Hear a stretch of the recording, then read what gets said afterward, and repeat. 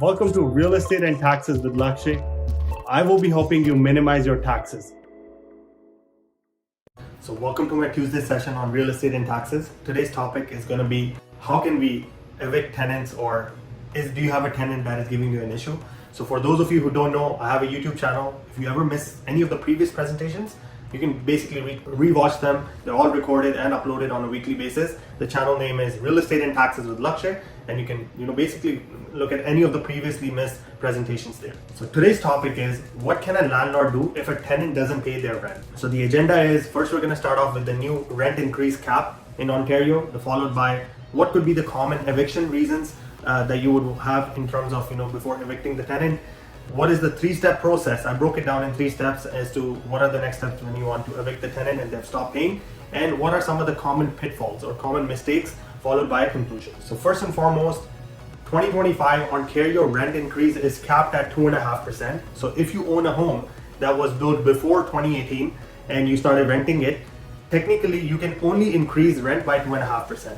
What does that mean? It means if you were charging $1,000 in rent for your tenant, for the following year you can increase it to $1,025, which is 2.5% increase. Technically this 2.5% increase is very low, and a lot of people are unhappy with this announcement because it has stayed same for the last 2 years as well. So the Ford government again announced it.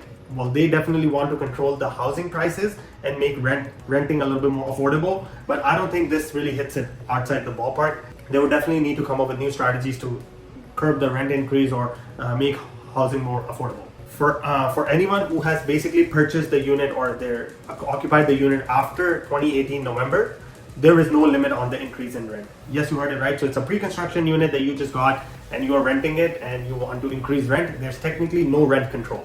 Yes, you heard it right. This only applies for anything that was occupied before 2018 November. Anything that was occupied after or closing was done after. All the new units in the last 6 years, they have no rent control in Ontario, so you can increase rent on an annual basis. What are some of the common reasons to evict in Ontario? Well, if you look at both the sides, if the tenant is not paying the rent, if they're damaging the property, if they're causing disruption to other tenants, or they're conducting illegal activity, you can certainly ask them to evict the tenant. But there could be other reasons as well. Maybe you want to sell the property, or you want to move into the unit yourself, or even repair and renovate. Those are also some of the other valid reasons that you can use in order to evict your tenant. Now let's assume your tenant has stopped paying you rent. It's been a couple of months or maybe just 15 days, and you want to take the next step. What is the 3-step process in order to evict the tenant? How do we go about it? So basically the first step would be serving the notice. In serving the notice, you're going to be filing the notice to end tenancy early for a non-payment of rent. The form name is called N4, and you can basically also find it on the Landlord Tenant Board website. Basically, you fill out this form and you hand it to the person, which is basically your tenant. You can either deliver it in person, you can leave it in their mailbox, you can slide it under their door, or you could even do it in person, or you can hand it to another adult in their unit. So these are some of the ways that you can hand or serve the notice, which would be the first step. Once the N4 form is successfully delivered, you technically have 14 days. Well, they have 14 days to pay you. If they don't pay within the 14 days, then you move to the step number 2. This is basically involving the Landlord Tenant Board. And when you go to Landlord Tenant Board, you can file the application to evict the tenant for non-payment, or you can file the application to just collect the rent that they owe you. In both scenarios, you would need to involve the Landlord Tenant Board. After the 14-day period of N4, you take the next step, which is involving the Landlord Tenant Board. Landlord Tenant Board has a very big backlog right now, so it does take a long time to get to the hearing phase, which could take roughly 5 to 8 months. So be prepared to bear the cost of that rent on a month-on-month basis if you want. If it's something that is immediate, I'll come up with another strategy that you can use in order to immediately evict them. But through the Landlord Tenant Board, there is a process. It does take a little bit of time to go about this. The third step would be working out a payment plan.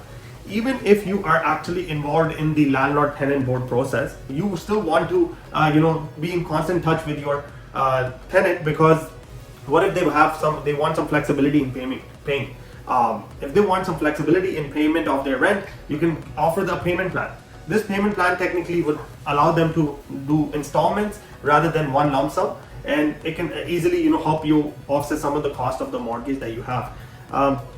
Basically, the payment plan should include the amount owing, the size and frequency of the payments, and any deadlines or for completing the payment. So those are some of the things you want to work out well in advance with your tenant, and see if they are flexible enough to pay you some portion of the rent rather than the full amount. Of course, they have the idea, the tenant still has the right to basically say no and say that we're not going to be paying you rent, but still working out a payment plan with them would be the step 3, and you can start off with that. In conclusion, if you want to evict the tenant immediately, there is a third option, which would technically mean cash for keys option.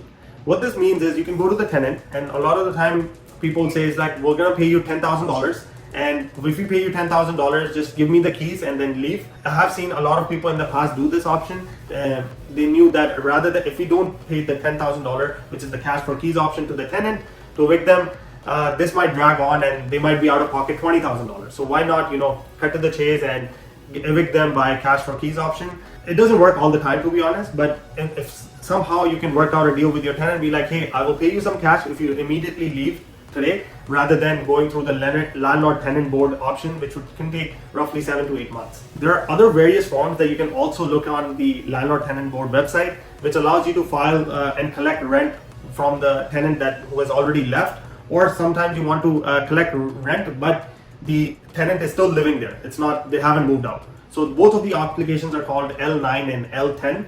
Both of them can be found on the website, and you can go about applying for this as well.